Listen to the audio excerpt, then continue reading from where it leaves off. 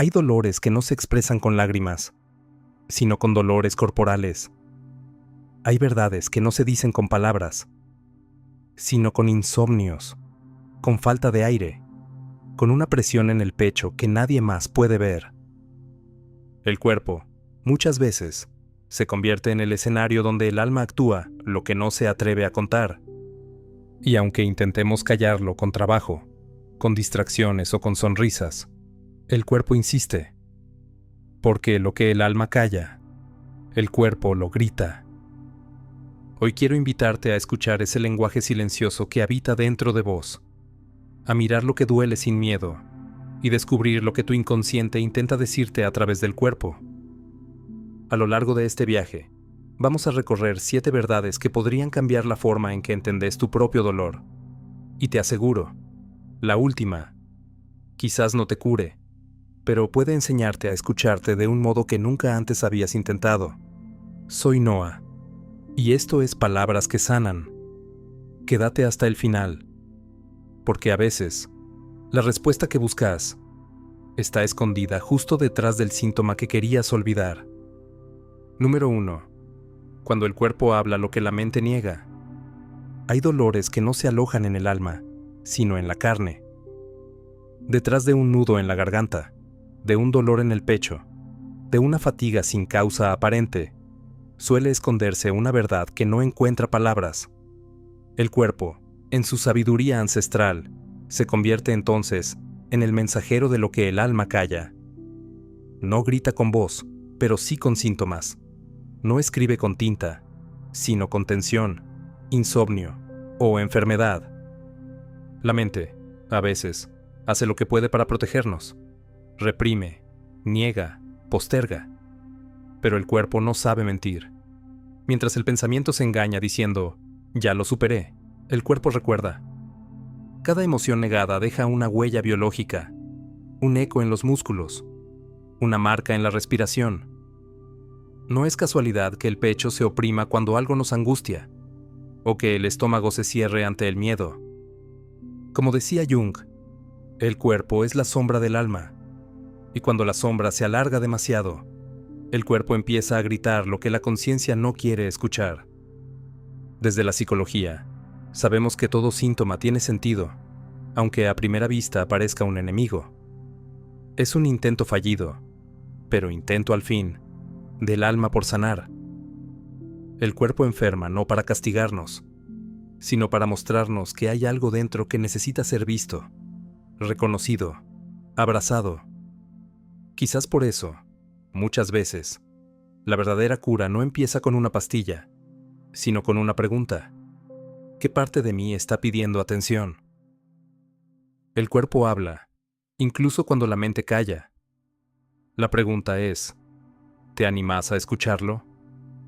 Número 2. El peso invisible de lo no resuelto.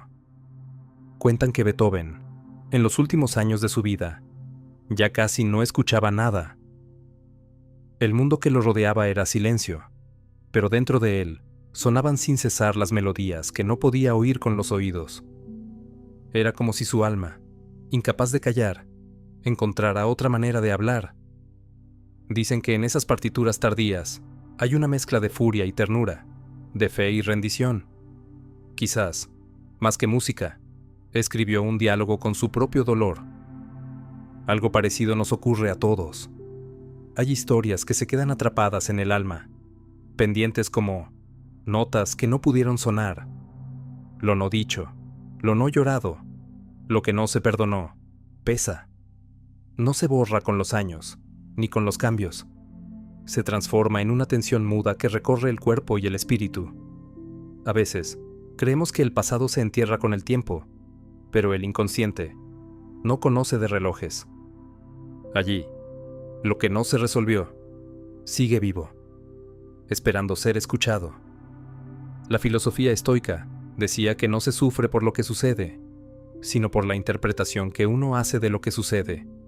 Y en eso, quizá, radique el peso de lo no resuelto, no en el hecho en sí, sino en la emoción que quedó sin nombre, en la herida que nadie supo acariciar. Freud lo llamaba la repetición. Ese intento inconsciente de volver una y otra vez a la escena que dolió, buscando, sin saberlo, un desenlace distinto. Pero el alma no encuentra paz hasta que se detiene, mira hacia atrás y reconoce lo que aún late en su sombra. Beethoven no recuperó el oído, pero encontró una forma nueva de escuchar. Aprendió a oír desde adentro, a dejar que la música lo atravesara sin depender del mundo exterior. Tal vez eso mismo necesitamos nosotros, atrevernos a oír lo que llevamos guardado, sin miedo a su sonido, porque lo no resuelto no desaparece, solo cambia de lugar, hasta que alguien se atreve a ponerle nombre. Y a veces, ese alguien solo puede ser uno mismo. Número 3. El lenguaje secreto de los síntomas. A veces el cuerpo no grita, susurra, y lo hace con una sutileza que solo quien se detiene a escuchar puede percibir. Un leve temblor antes de hablar, una respiración que se acorta cuando alguien menciona cierto nombre, una rigidez que aparece justo cuando todo parece estar bien. Esas pequeñas señales son como las notas de una partitura inconsciente que intenta decirnos algo que todavía no pudimos poner en palabras.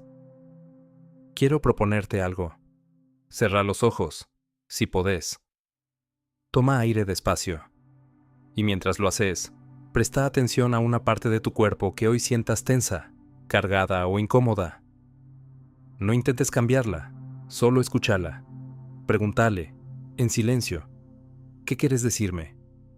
Puede parecer una tontería, pero ese gesto simple abre una puerta, la puerta del diálogo interior. A veces, el cuerpo responde con una emoción, con una imagen, con un recuerdo. Otras, con silencio. Y está bien, porque incluso el silencio tiene mensaje. Desde la neurociencia, se sabe que las emociones que no se expresan quedan registradas en el sistema nervioso como memoria somática. No son pensamientos, son huellas. Y cuando una emoción reprimida se hace cuerpo, lo hace para no perderse, para seguir buscando un canal por donde fluir. La filosofía oriental lo comprendió hace siglos. El cuerpo no es una prisión del alma, sino su espejo más sincero. Por eso, cada vez que uno se escucha de verdad, no solo calma un síntoma, se reconcilia con una parte de sí mismo. Este ejercicio no busca curarte de inmediato, sino enseñarte a escuchar sin juzgar, a mirar tu dolor con ternura, en lugar de con miedo. Si sentís que algo de esto te resonó, te invito a dejar tu me gusta, a suscribirte y contarme desde qué país estás viendo este video. Este espacio, Palabras que Sanan, existe para eso, para acompañarte a traducir el lenguaje del alma cuando ya no encuentra palabras, porque el cuerpo no miente. Solo espera que alguien, vos, decida comprender lo que viene intentando decir desde hace tanto. Y cuando por fin lo escuches, tal vez descubras que aquello que llamabas dolor era, en el fondo, un pedido de amor.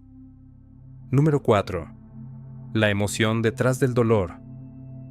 Los científicos descubrieron que el corazón tiene un pequeño sistema nervioso propio, capaz de enviar más señales al cerebro de las que el cerebro envía al corazón. Lo llaman el cerebro del corazón. Y aunque suene poético, es literal.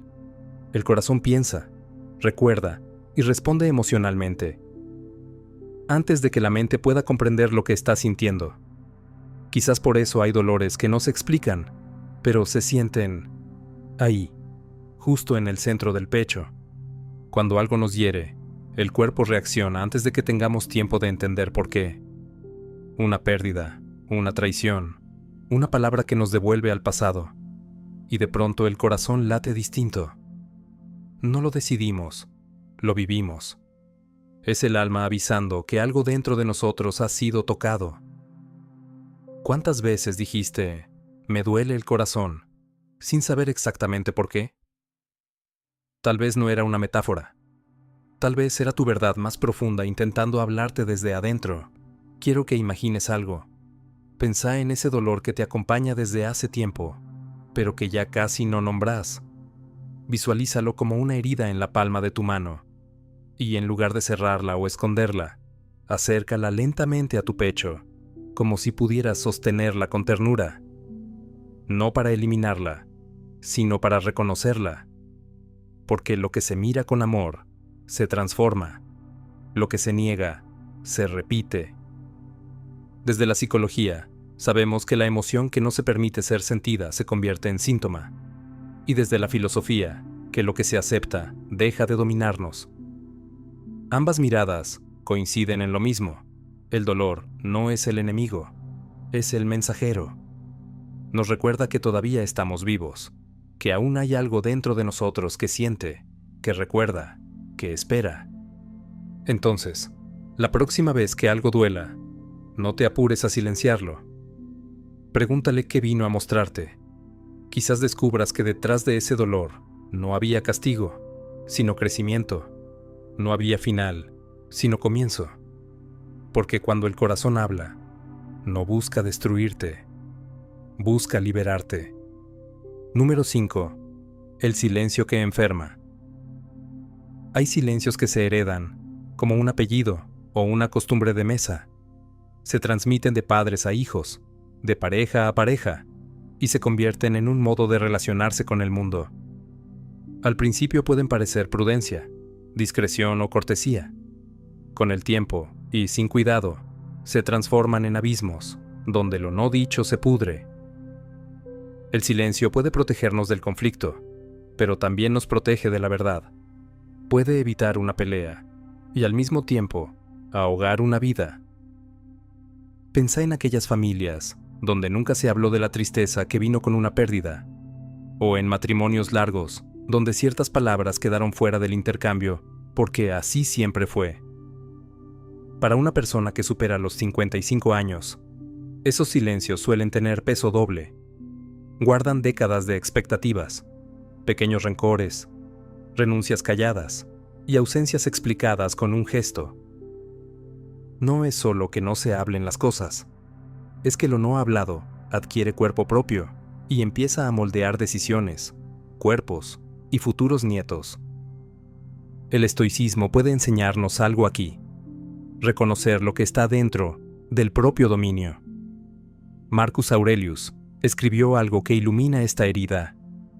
Tienes poder sobre tu mente, no sobre los acontecimientos exteriores. Date cuenta de esto y encontrarás fuerza. No se trata de convertir el silencio en una obligación de valentía, sino de entender que permanecer en silencio no es siempre sabiduría. A veces es cobardía disfrazada de calma. El verdadero coraje reside en poner en palabras lo que quema por dentro, aunque el mundo nos haya enseñado a callar. Desde la psicología del apego, sabemos que los patrones relacionales tempranos predisponen a aceptar o a cuestionar el silencio. Si crecimos en hogares donde el dolor se escondía con sonrisas, aprenderemos a creer que hablar es peligroso. Y he aquí una verdad profunda: el silencio crónico no solo afecta la mente, altera la biología. El estrés sostenido, la hipervigilancia emocional, las defensas constantes, todo eso se instala en el cuerpo como si fuera una segunda piel. Para quien ha vivido medio siglo o más, esa piel puede sentirse natural, pero no por eso es menos limitante. Imagina por un momento una casa que nunca permitió corrientes de aire. Al principio parece segura, no entra polvo, no se desordena nada, pero al final el aire se vuelve irrespirable. Así el silencio. Parece orden, pero es estancamiento. Y aquí aparece otra mirada, que suma a la estoica: la búsqueda de sentido de Viktor Frankl. No hablamos solo de expresar emociones, hablamos de encontrar sentido en lo que decimos. Nombrar una herida no la vuelve inútil, la convierte en experiencia, que puede integrarse en la trama de la vida y, por tanto, en fuente de significado. Existe además una posibilidad biológica que a menudo olvidamos. El cerebro adulto es plástico. No somos prisioneros definitivos de las costumbres emocionales de nuestra infancia. Aunque los patrones estén bien cimentados, es posible aprender nuevas formas de relación. Para muchos adultos mayores, esto no es una promesa teórica, sino una llamada práctica. reaprender a pedir, a negar, a poner límites, a contar la propia verdad con la voz que se forjó en años de contención. Ese aprendizaje no borra las cicatrices, las pone en contexto. Decir lo que duele no garantiza alivio instantáneo, pero es el primer movimiento hacia la libertad. Hablar sirve para nombrar lo que fue, y al nombrarlo, se lo saca del reino tenebroso del silencio, donde gobierna sin testigos. Hablar también crea comunidad. Una herida compartida deja de ser peso solitario y se convierte en puente que permite al otro reconocerse y responder. En ese reconocimiento hay un remedio humilde pero profundo: la humanidad del otro, la confirmación de que no estamos tan rotos como creíamos. Al final, el silencio que enferma no es una condena inevitable, es un hábito que puede transformarse. No te pido que rompas todo de un día para otro, sino que mires con honestidad esos rincones donde guardas palabras por miedo, por vergüenza o por lealtad mal entendida. Pregúntate qué ganas con no decirlo y qué perdiste por callarlo. Cuando el silencio pierde el poder de decidir por vos, recuperas la posibilidad de vivir con más verdad y con más paz. Número 6. Cuando el alma se detiene. Dicen que, en algún momento, todos sentimos que el alma se detiene. No porque deje de existir, sino porque se queda sin rumbo, sin ese pulso que antes la hacía moverse hacia algo o alguien. Es un instante silencioso, casi imperceptible, en el que la vida parece seguir igual desde afuera, pero por dentro algo se apaga. No se trata de tristeza, ni siquiera de desesperanza. Es una pausa del alma, como si necesitara respirar después de haber corrido demasiado tiempo. Cuenta un antiguo mito japonés que, cuando un samurái se retiraba de la guerra, debía pasar un año en completo silencio antes de volver a hablar. No era un castigo, ni una penitencia. Era el modo en que el guerrero dejaba que su espíritu lo alcanzara, porque creían que, en el fragor de la batalla, el alma siempre corría un poco más atrás del cuerpo. Esa pausa no era un vacío, era el momento en que ambos volvían a encontrarse. Quizás nosotros también necesitamos eso. Un tiempo en el que el alma y la vida vuelvan a caminar juntas. Vivimos en una sociedad que no tolera la quietud. Nos enseñaron a creer que detenerse es perder, que callar es rendirse. Sin embargo, los grandes sabios siempre intuyeron lo contrario. Heráclito decía: el alma tiene su propia lógica, se expande en la quietud y se marchita en la prisa. Tal vez por eso, muchos de nuestros dolores más profundos no nacen del dolor en sí, sino de nuestra resistencia a sentirlo. Queremos resolver, entender, avanzar, sin permitirnos simplemente detenernos. Hay momentos en la vida, especialmente cuando llegamos a cierta edad, en los que el cuerpo pide calma, pero el alma pide sentido, y esa distancia entre lo que somos y lo que buscamos puede volverse insoportable. El tiempo, que alguna vez era promesa, empieza a volverse frontera. Ya no soñamos tanto con el futuro, empezamos a revisar el pasado. Pero lo que encontramos ahí no siempre es paz. A veces, hallamos heridas que nunca se cerraron, decisiones que no se tomaron, amores que no dijimos, despedidas que no supimos dar. Y sin embargo, ese inventario del alma no es una condena, sino una invitación. Porque detenerse no significa rendirse, significa escuchar. Cuando el alma se detiene, lo hace para que dejemos de correr detrás de lo que no nos pertenece y podamos mirar, por fin, lo que sí. Quizás no haya mayor sabiduría que esa. Comprender que hay pausas que curan más que cualquier movimiento. A menudo, creemos que sanar es avanzar, pero sanar, a veces, es quedarse quieto y dejar que el dolor diga lo que vino a decir. Es aprender a no llenar los silencios, a no tapar el vacío con palabras o promesas. Es entender que, en esa aparente inmovilidad, el alma está reparando sus fibras más íntimas. Podríamos pensar la pausa como una forma de oración. No una plegaria religiosa, sino un modo de estar presentes ante lo que somos. Una meditación sin fórmulas, una entrega sin propósito. Porque solo cuando el ruido cesa, el alma puede hablar con voz propia. Y en esa voz, a veces suave, a veces temblorosa, suele aparecer una verdad sencilla, que seguimos vivos y que todavía hay algo por descubrir. Quizás el alma no se detiene para castigarnos, sino para salvarnos de la velocidad con la que nos perdemos. Tal vez ese instante de quietud, ese momento en que sentimos que ya no podemos más, sea, en realidad, el preludio de una nueva forma de vivir. No una vida más rápida, sino más profunda.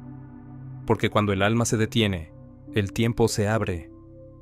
Y en ese espacio sagrado, donde todo parece suspendido, uno puede escuchar el susurro más antiguo del ser humano. Todavía estás a tiempo. Hay algo profundamente humano en llegar hasta el final de una reflexión como esta. Porque no todos pueden hacerlo. No todos se animan a mirar su herida de frente, a permanecer en el silencio cuando el alma tiembla, o a seguir escuchando cuando las palabras ya no ofrecen consuelo. Pero vos sí lo hiciste. Y eso habla de una valentía distinta, la de quien busca comprender, aunque duela, la de quien no se conforma con anestesiarse, sino que prefiere despertar.